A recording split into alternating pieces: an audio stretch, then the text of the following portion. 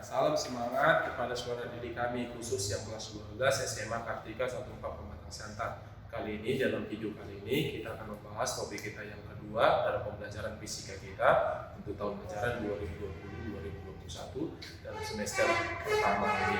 Nah, topik yang kedua yang kita bahas kali ini adalah judulnya tentang hukum Kirchhoff. Judulnya itu hukum Kirchhoff. Sekarang kita bahas dulu tentang pengertiannya.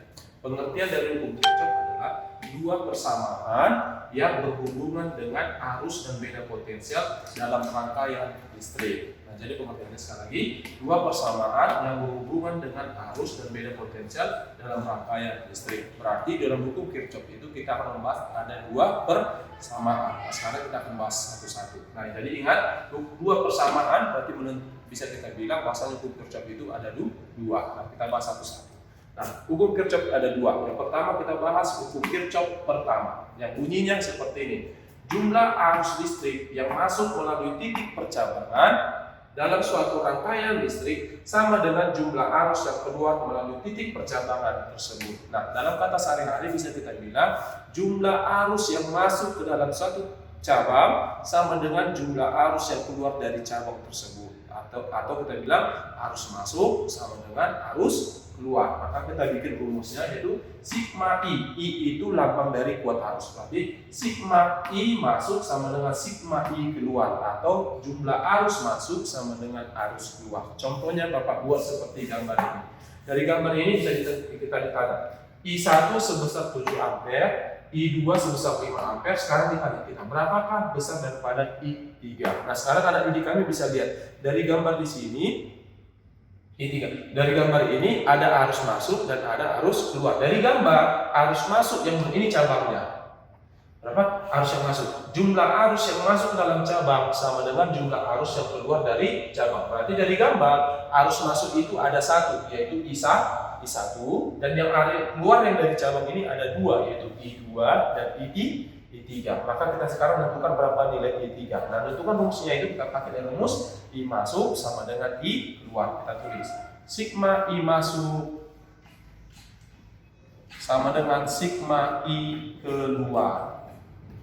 Nah, dari gambar yang masuk itu satu, tadi itu apa? I1. Berarti I masuk adalah I1 sama dengan yang keluar ada berapa? Ada dua, yaitu I2 dan I3.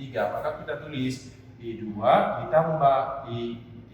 Maka I masuk sama dengan I keluar. Maka rumusnya adalah I1 sama dengan I2 ditambah I3. Sekarang kita masukkan nilainya. I1 nilainya sebesar 7 ampere. Kita tulis 7 sama dengan I2 nilainya sebesar 5 ampere. Ditambah I3 yang kita cari sama dengan I3.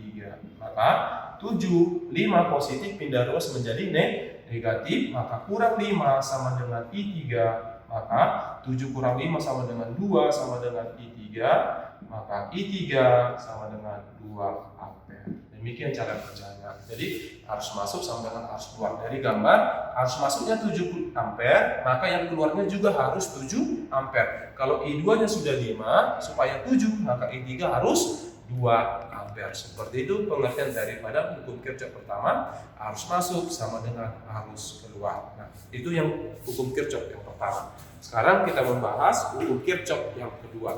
Tadi kalau hukum Kirchhoff, tadi kan kalau anak didik kami ingat, hukum Kirchhoff itu dua persamaan yang membahas kuat arus dan beda potensial dalam suatu rangkaian. Dua persamaan. Jadi rangkaian persamaan pertama itu membahas tentang kuat arus, yaitu hukum Kirchhoff pertama. Jadi kalau hukum Kirchhoff kedua itu membahas tentang beda potensial. Kita buat hukum Kirchhoff kedua. Bunyinya, pada setiap rangkaian tertutup jumlah beda potensialnya harus sama dengan 0. Ya, ingat, dalam rangkaian tertutup nilai beda potensial itu sama dengan tegangan listrik. Jadi dalam rangkaian tertutup tegangan listriknya harus sama dengan 0. Maka kita bikin rumusnya sigma I kali R ditambah V sama dengan 0. I kali R itu apa? Kalau anak didik kami ingat, Bapak kasih dalam topik kita yang pertama, hukum Ohm. Hukum Ohm itu V sama dengan I dikali R. V tegangan listrik. Maka ini adalah tegangan listrik. Jadi sigma I kali R ini menunjukkan nilai tegangan listriknya. Jadi tegangan listriknya harus sama dengan 0 dalam rangkaian tertutup hukum Kirchhoff kedua. Nah, itu hukum Kirchhoff kedua. Tapi anak didik kami perlu ketahui, di dalam pengerjaan soal hukum Kirchhoff kedua ada aturan tandanya, aturan tanda dalam kuat arusnya. Itu yang perlu anak didik kami pegang supaya dalam pengerjaan soalnya bisa paham, dapat menentukan nilai daripada hukum Kirchhoff keduanya. Nah, kita sekarang membahas aturan tanda dalam pengerjaan soal dalam hukum Kirchhoff kedua. Nah, kita tulis ini. Aturan tanda hukum Kirchhoff kedua. Yang pertama aturan tandanya, dia bilang, jika arah kuat arus listrik searah dengan arah loop, maka tanda kuat arus diberi positif dan demikian sebaliknya. Jadi artinya seperti ini. Dalam rangkaian tertutup pengerjaan soal, jika arah kuat arus kita searah dengan arah loop, maka kuat arusnya kita beri tanda positif. Tetapi jika arah kuat arus kita berlawanan dengan arah loop, maka kuat arusnya kita beri tanda negatif. Itu aturan pertama. Ingat, tanda positif kita buat jika arah kuat arus searah dengan arah loop. Tetapi tanda negatif kita buat jika arah kuat arus berlawanan dengan arah loop. Itu aturan yang tanda dalam yang pertama. Sekarang aturan yang keduanya, dia bilang, jika kuat arus listrik bertemu dengan kutub positif potensial tegangan terlebih dahulu, maka tanda tegangan GGL-nya adalah positif. Dan demikian sebaliknya. Artinya seperti ini, di dalam pengerjaan soal kita nanti, jika pertama kali kita bertemu kutub positif, maka kuat arusnya kita beri tanda positif. Tanda GGL, maaf. Jika pertama kali kita bertemu kutub positif, maka GGL-nya kita beri tanda positif. Tetapi kalau pertama kali kita bertemu tanda negatif, maka tanda GGL-nya kita beri tanda negatif. Itu artinya, pertama kali kita ketemu tanda positif, maka kita beri tanda positif GGL-nya. Pertama kali ketemu tanda negatif, maka kita beri tanda negatif pada GGL-nya. Supaya lebih paham anak didikannya dalam penggunaan tanda yang pertama dan tanda yang kedua dalam aturan hukum Kirchhoff, kita buat contoh soal yang seperti ini. Nah, ini ada rangkaian tertutup dalam gambar ini. Nah, sekarang ditanya sama kita, tentukan nilai kuat arusnya. Itu ditanya sama kita, tentukan nilai kuat arusnya. Misalkan di sini kita bisa dibuat bahwasanya ada V1 bernilai 12 volt, ada R1 bernilai 2 ohm, ada ini V2 bernilai 12 volt, ada R2 bernilai 3 ohm, dan ada R3 bernilai 3 ohm. Sekarang ditanya berapakah nilai kuat arusnya. Nah, untuk menentukannya ini nilai kuat arusnya, kita pakailah aturan tanda yang nomor 1 dan aturan tanda nomor yang kedua. Nah, kita bahas satu-satu.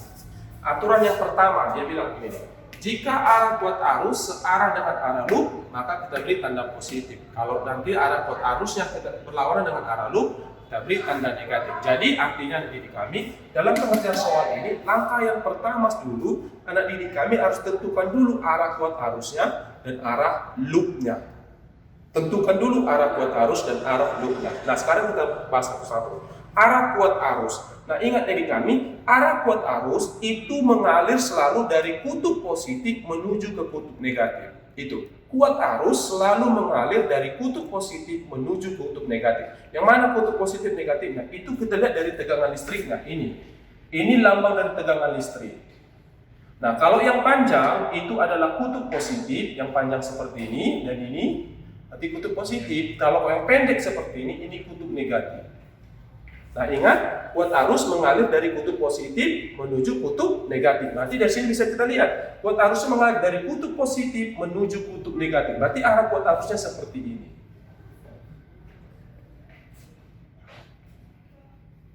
Ini arah kuat arusnya. I kita buat. Nah, positif mengalir menuju ke negatif, dan sini juga positif menuju ke negatif. Maka bisa dilihat arah kuat arusnya seperti ini. Artinya arah kuat arus kita mengalir dari titik ini A. Di sini saya buat sudut ini titik A, sudut ini titik B, sudut ini titik C, sudut ini titik D.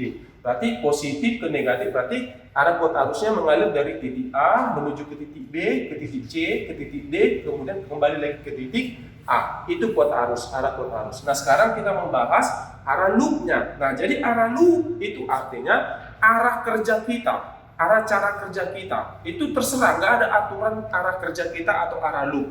Arah loop itu terserah kepada anak didik kami. Bagaimana cara kerja anak didik kami, dimulai dari mana dan diakhiri dari mana. Contohnya seperti ini. Kalau anak didik kami bikin ini, arah loopnya kita mulai dari sini, cabangnya dari sudut-sudutnya. Aku membuat arah loopnya dari A menuju ke B, menuju ke C, menuju ke D, kembali ke A. Bisa. Atau anak didik kami membuat arah loopnya dari A ke D, ke C, ke B, kembali ke A. Bisa, terserah anak didik kami. Yang penting aturannya tadi, kalau arah loop searah dengan arah arus, tanda positif. Kalau arah loopnya berlawanan dengan arus, tanda negatif. Nah sekarang kita kerjakan. Seandainya Bapak buat arah loopnya seperti ini. Seperti ini. Berarti arah loop kita berasal dari A ke B, ke C, ke D, kembali ke A. Jadi dari gambar kita bisa lihat bahwasanya arah kuat arus searah dengan arah loopnya. Maka kalau searah dengan arah loopnya, maka kita beri tanda positif. Kita kerjakan satu-satu. Kita mulai dari rumusnya adalah sigma I dikali R ditambah V sama dengan 0. Maka kita kerjakan satu-satu. Kita mulai. Lihat. Arah arus searah dengan arah loop. Maka ketika ketemu hambatan listrik, maka kuat arusnya kita beri tanda positif. Maka kita buat di sini. Kita mulai mengalir kemari, ketemu dia hambatan R1. Kita tulis di sini jadi I dikali R1. I-nya positif karena arah kuat arus searah dengan arah loop. Kemudian masuk kita kemari, ketemu kita kepada nilai V2. Nah, tadi dibilang aturan hukum yang kedua, dibilang kuat arus listrik ketemu dengan kutub positif terlebih dahulu, maka diberi tanda positif. Tapi kalau ketemu tanda negatif terlebih dahulu, maka kita beri tanda negatif. Nah, kita jalan dari sini. Pertama ketemu R1, kita tulis I kali R1. Kemudian sampai ke sini, nah pertama kali kita ketemu apa? Kutub negatif. Maka I-nya kita beri tanda negatif. Maka kita tulis kurang V2. Lanjut kemari ke titik B, baru turun kemari ketemu kita R2. R2 tadi kuat arus searah dengan arah loop, beri tanda positif. Kita tulis ditambah I dikali R2. Masuk ke titik C, masuk mengalir, ketemu kita R3. Searah, maka kita beri tanda positif. Kita tulis ditambah I kali R3. Masuk kemari, mengalir kemari, ketemu pertama kali kutub negatif, maka kita beri tanda negatif. Kurang V berapa ini? V1 sama dengan 0, kembali ke titik A. Seperti itu cara kerjanya. Jadi rumus yang kita dapat I kali R1 kurang V2 ditambah I kali R2 ditambah I kali R3 kurang V1 sama dengan 0. Maka kita tuliskan harganya nih. I dikali R1 nilainya berapa? 2 dikurang V2-nya berapa? 12 ditambah I dikali R2-nya berapa? 3 ditambah I kali R3-nya berapa? 3 dikurang V1-nya berapa? 12. Maka sama dengan 0. I kali 2 sama dengan 2I dikurang 12 ditambah I kali 3, 3I ditambah I kali 3, 3I dikurang 12 sama dengan 0. Sekarang kita jumlahkan yang punya I dan yang kita jumlahkan yang tidak punya I. Yang punya I duluan. 2I ditambah 3I ini, maka 2I ditambah 3I sama dengan 5I ditambah 3I sama dengan 8I. Maka tuliskan 8I sekarang minus 12 dikurang 12, maka sama dengan minus 24 sama dengan 0. Maka 8I sama dengan minus pindah luas jadi positif 24, maka I sama dengan 24 per 8 pindah luas 8, maka I sama dengan 3 ampere. Nah, seperti itu cara kerjanya. Jadi nilai kuota arusnya sama dengan 3 ampere. Terima kasih.